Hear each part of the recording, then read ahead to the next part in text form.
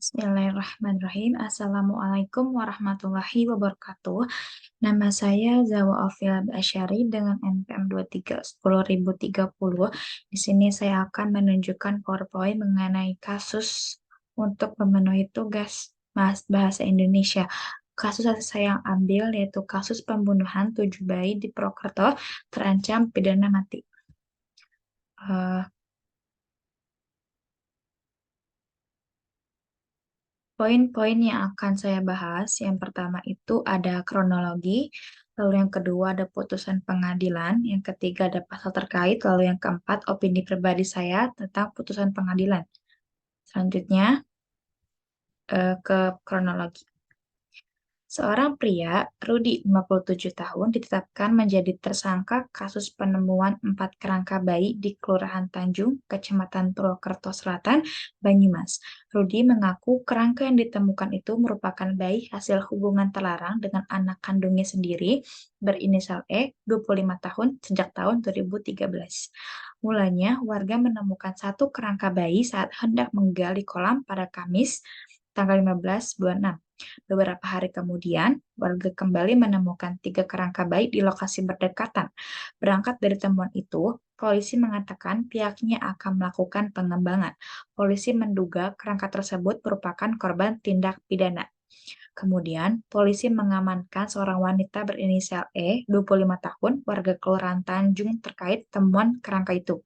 Dari pemeriksaan sementara, E mengakui jika kerangka itu adalah bayinya. Jumat 23 bulan 6. Namun, perempuan ini statusnya menurut polisi masih saksi dan belum diangkat menjadi tersangka, sebab pihaknya masih melakukan pemeriksaan karena keterangan E masih kerap berubah. Polisi tetapkan tersangka. Pada 25 Juni di Kecamatan Banyumas, polisi pun menginterogasi Rudianto. Tersangka mengakui bahwa telah membunuh bayi hasil hubungan gelap ataupun incest dengan anak kandungnya sendiri. Selanjutnya, polisi menetapkan tersangka yaitu ayah kandung E bernama Rudi, 57 tahun sebagai tersangka. Selasa 27 Juni. Dia menjelaskan penetapan tersebut setelah Rudy mengakui perbuatannya yang telah mengubur 4 kerangka bayi yang sudah ditemukan oleh warga. Menurutnya, tersangka mengakui bahwa bayi tersebut adalah hasil hubungan antara dia dengan anak kandungnya. Sedangkan untuk perempuan berinisial E, sementara polisi menetapkan sebagai saksi korban. Polisi menyebut selama ini pelaku diketahui memiliki 3 istri, namun istri sahnya hanya satu. Tersangka setubui anaknya sejak 2013. Tahun 2013, ketika ER usia 12 tahun, pertama kalinya Rudianto memaksa ER bersetubuh. Setahun kemudian, ER melahirkan, namun anaknya diadopsi oleh orang lain. Tahun 2014, ER kembali hamil, tapi anaknya dikuburkan usai ia lahirkan.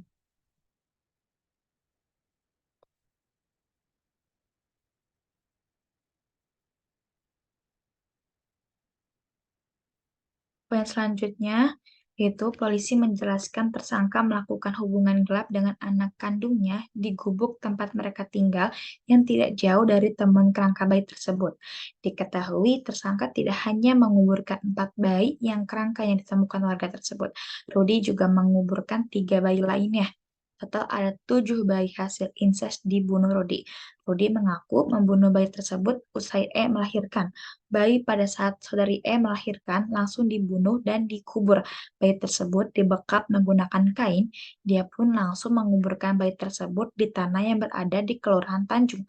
Menurut polisi, ibu kandung E mengetahui tentang perbuatan bejat tersangka kepada anaknya. Namun, ia tidak bisa berbuat banyak karena dalam ancaman. Selanjutnya yaitu ada putusan pengadilan, yaitu pihak kepolisian menjerat Rudi dengan pasal berlapis, di antaranya pasal pembunuhan berencana dan pasal terkait Undang-Undang Perlindungan Anak. Tersangka dijerat dengan pasal 340 KUHP tindak pidana pembunuhan berencana, ancamannya di hukuman mati. Lalu pasal 80 ayat 4 Undang-Undang tentang Perlindungan Anak. Selanjutnya ada pasal terkait di sini yaitu bunyi dari ataupun isi pasal 3 isi pasal 380 KUHP tindak pidana yaitu barang siapa sengaja dan dengan rencana terlebih dahulu merampas nyawa orang lain diancam karena pembunuhan dengan rencana dengan pidana mati atau pidana penjara seumur hidup atau selama waktu tertentu paling lama 20 tahun. Selanjutnya ini ada isi pasal 80 ayat 4 Undang-Undang tentang Perlindungan Anak. Setiap orang yang melakukan kekejaman, kekerasan, atau ancaman kekerasan atau penganiayaan terhadap anak dipidana dengan pidana paling lama 3 tahun, 6 6 bulan, dan atau denda paling banyak 72 juta rupiah. Selanjutnya ada opini saya mengenai putusan pengadilan. Saya setuju mengenai hasil persidangannya yang menyatakan terdakwa diancam hukuman mati. Alasannya yaitu keputusan itu sudah adil dikarenakan korban tidak hanya 7 bayi saja, melainkan anak kandungnya sendiri pun termasuk korban. Mengingat awal mula kejadian tersebut ketika korban masih di bawah umur, yang seharusnya seorang ayah adalah melindungi sang anak, bukan justru merusak anak serta dampak yang terjadi pada sang anak yaitu akan memiliki trauma seumur hidup.